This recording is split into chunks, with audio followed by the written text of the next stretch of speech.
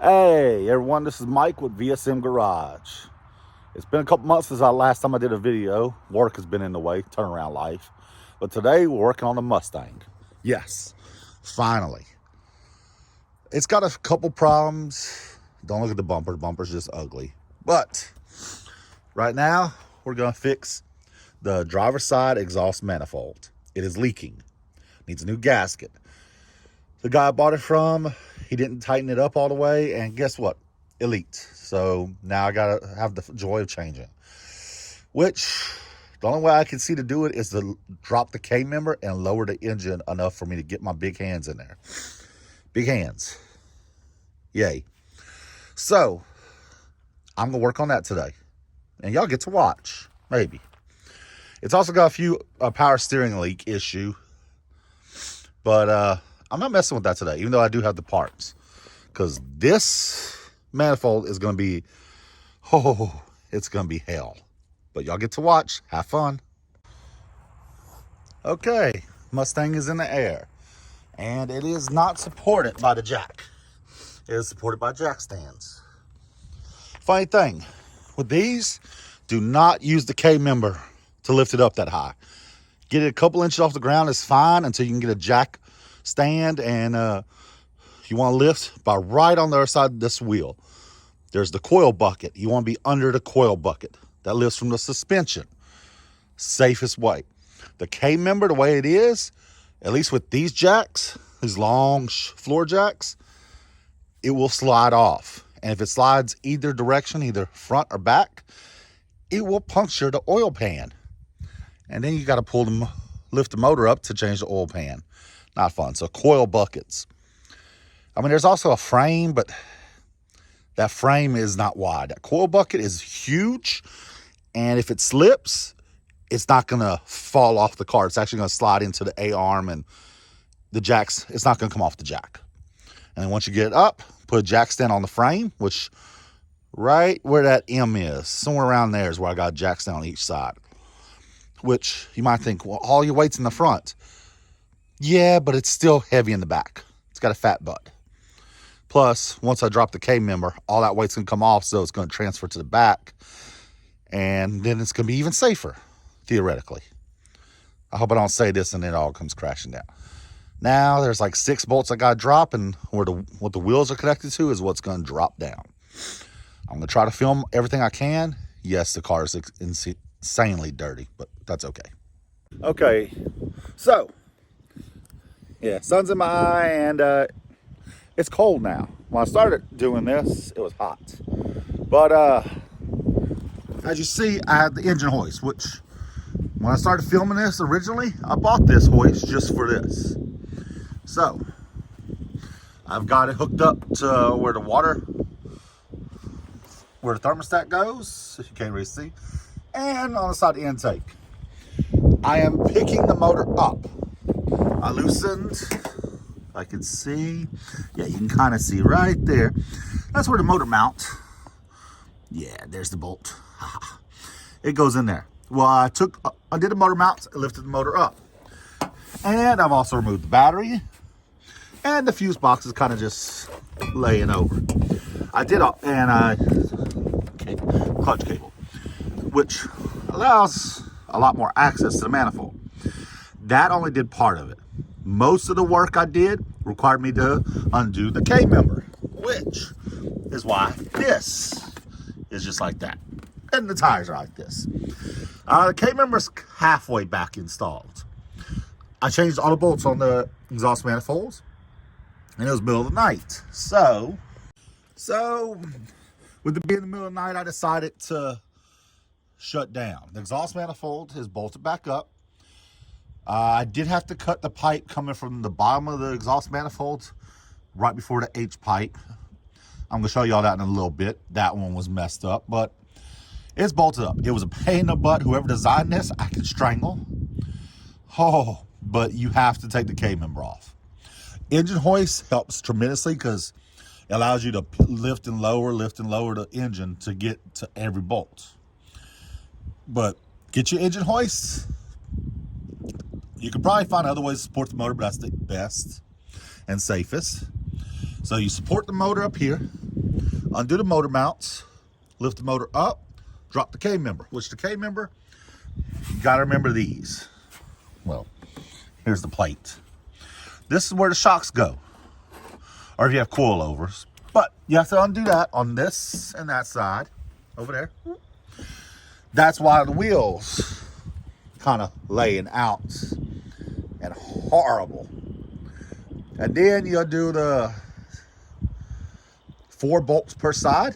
Yeah, there's 2 right here, 1 there, see, boop, and 1 there, and then 2 back there. And then you also got to remember to take this off, the sway bar. I forgot that. Then there's also the brakes, which is, you see, I loosen the brackets and more than enough room. You do all of that so that could fall, and that gives you all the room in the world because the exhaust manifold is right there. If I can get it on camera. Nope. Oh, look, there it is. So, I'm going to put this back on, and then I will show y'all. Well, let me just go ahead and show y'all something. Okay, so this is my exhaust pipe. As you see, I had to cut it to get off. This is what I see from the bottom. I can't weld it. Oh my gosh, even I think I could do better than that. Garbage weld.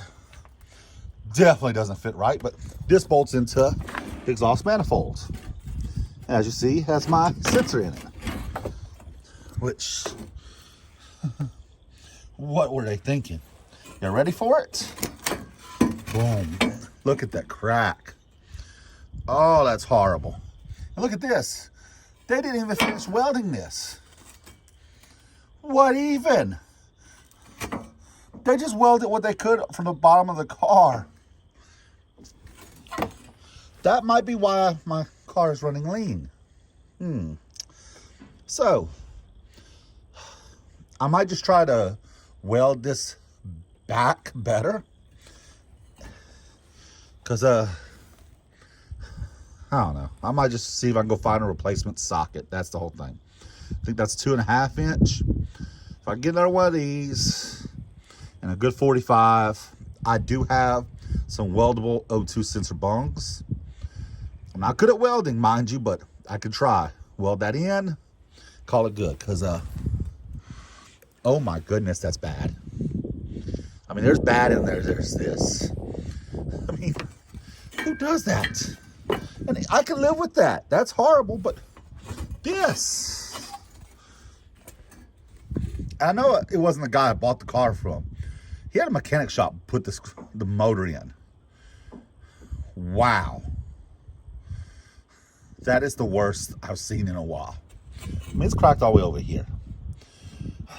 I don't even know if it's worth fixing. So let me get back to installing the K-member. And then I will see about this exhaust.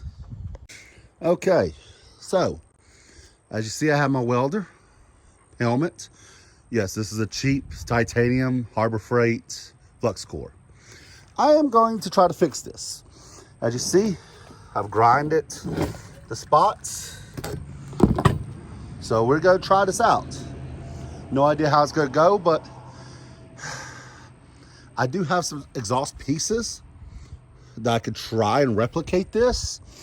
But here's my problem. In fact, the CSO2 sensor, I do have a replacement. But this, focus,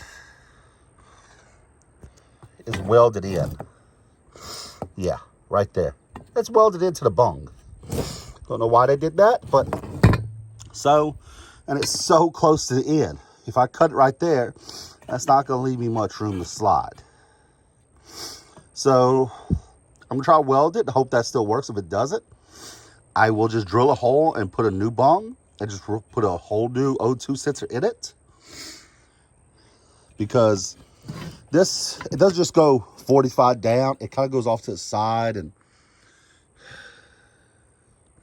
wow, there we go. It's focused. And I just don't have the time to do this. I want to get the car running. This video has been weeks in the process.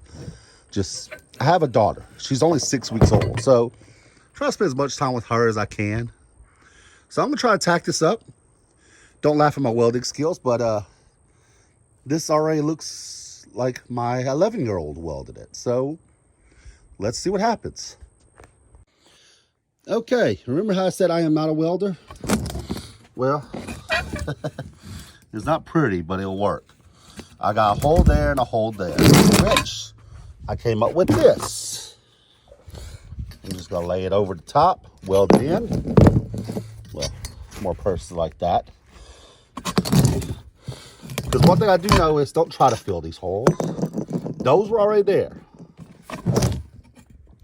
I just couldn't fill. Now this, I think came out pretty good. I filled in all the cracks.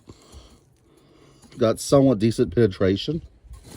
Hopefully I didn't mess up the O2 sensor, but if I did, oh well. All right, grind the best I could, but I'm gonna try to weld this patch on, and then now I gotta figure out how to get that end back on the car. Okay, patch piece installed. It's not the prettiest, but it is solid, and it has no holes. Now, patch built this I couldn't get because whoever welded that did a horrible job. Yes, I know my welds aren't pretty. Come on now. Come on. So I'm going to test fit this on the car because I still got to see about this, which I grinded it. There's no way to weld it. I had to drop the entire exhaust system to get to this top part. I can tack the bottom and try not to blow through it because it is exhaust. But I have a few ideas. I'm going to go test fit and see. All right, here's my dilemma. As you see, that's a huge gap. Which, if I had a double female exhaust connection, that would work. It would slide over to this and slide over to that end, and I just clamp it. But there's a chance of exhaust leak on this backside. Now, if I had an expander tool, I could widen that, slip a male end in, a female end over this, and work. Well, I don't. So I'm going to try to put a slice in this, expand it, and see if that works. If it doesn't, well, the hell with it. Okay, we're on next idea. I just went ahead and tacked the adapter on. I'm going to test fit. If it works, I'm going to weld it up, and hopefully this is the correct path. It at least makes this piece modular. I'd much prefer the female end, which the female end is the larger. You can kind of see where it goes up in size. Female end, okay, it's not too hot. This allows the smaller end, which is the male, to go inside it, and you clamp it down. Well, since exhaust flows that way, it'd be much better to have a male in here and a female over there, but I'd have to take the exhaust off the car to weld that on. So we're gonna try it this way and see if this works. Yay. So, again, not the prettiest welds, but I made two pieces of metal one.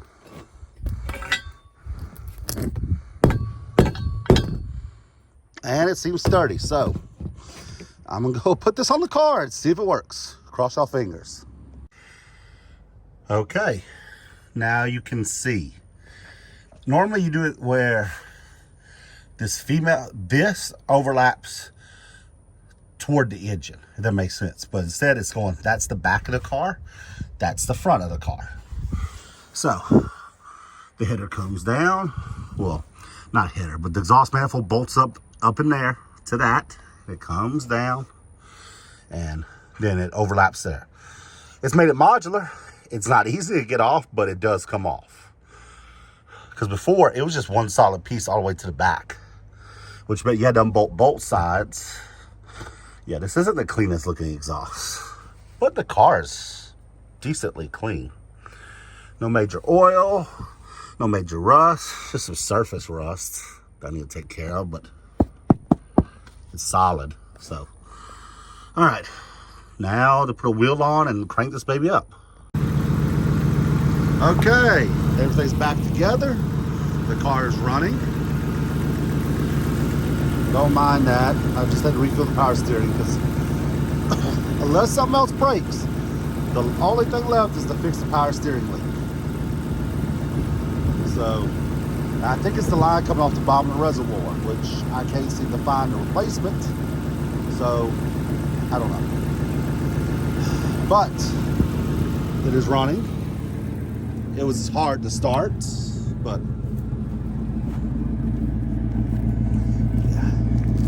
yeah, the body on this thing, well, the body is fine. The paint is just really rough.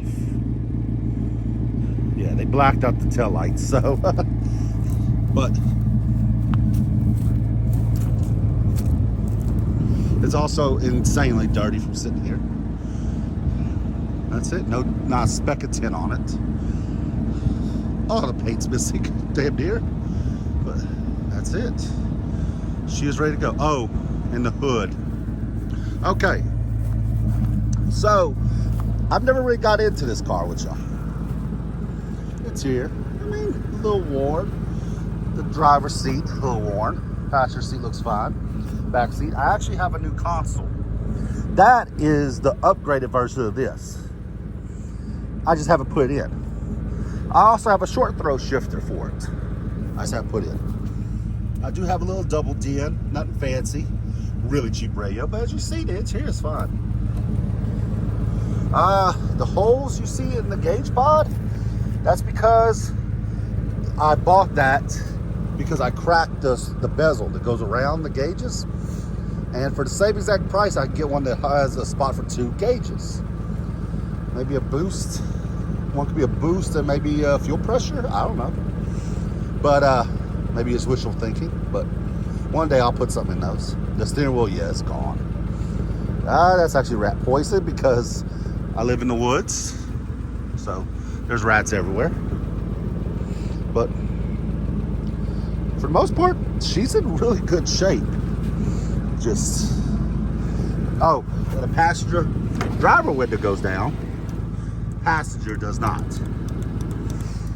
It's the motor's bad. I just have changed it. Oh, and you see that little bit of red right there? This fender and hood were replaced. The guy told me when he was pulling in or backing it, 1 to 2, he hit a concrete pole right there. So I had to replace all that. If you notice, some of this stuff doesn't align. It doesn't look bad on the hood, sure. But yeah, the hood could see better days. And this is supposedly a new motor. I've had the car for over a year and probably put 100 miles on it, if that. But yeah, that's supposed to be a refresh motor, which it has brand new motor mounts and has non-factory exhaust. So who knows, maybe. But I don't know. Car runs, I could actually drive it now. Minus what? A passenger window motor, which it goes up and down. Driver's does. So I can still go get McDonald's. I'm fat, okay? Power steering leak, which I just gotta top it off every day before I drive it, which if I can get the parts. I saw a way to convert it all to AN fittings, but that's very expensive. I don't know if I want to spend that kind of money, but it is something doable. I don't know.